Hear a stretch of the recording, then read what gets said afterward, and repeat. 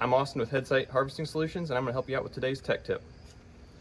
So today's tip is going to be a tip on how you route wiring when you're installing a machine here. So as you can see, this wire we have running out to a sensor, we're tucking it through a nice tight hole here. To do that, you're going to have to take one of your ends apart.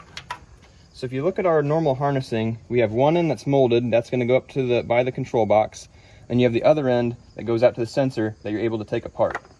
So let me show you a quick way to take this apart here. So you're going to have to take your lock off. Using a tool that should have been provided in your kit, looks like a little screwdriver, you're going to insert that over the pins. That'll unlock them, you'll be able to remove them from the bottom. And now you got it loose. So one good thing to do before you do that is take a picture. You know where your pins were at on the connector.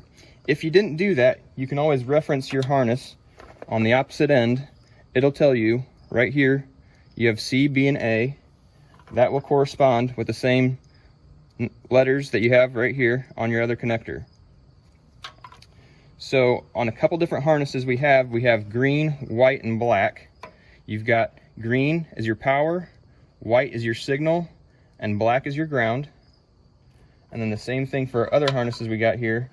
We've got red, white, and blue, where red is your power, white is your signal, and blue is your ground.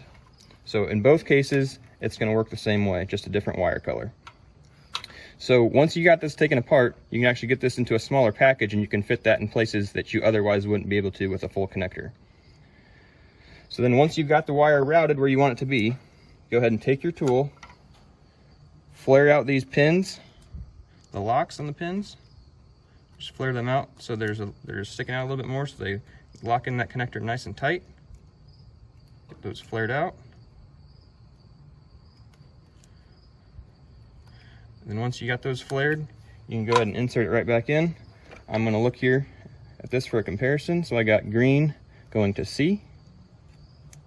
I got white going to B. And I got black going to A. I'll relock that. You go ahead and plug it in your sensor and you're good to go. So again, this is going to allow you to run that wiring, keep it safe, keep it tight, and allow you to have a longer lasting system with better wire protection, and you're going to be happier with the way it performs. I'm Austin with Headsight. Thanks for watching.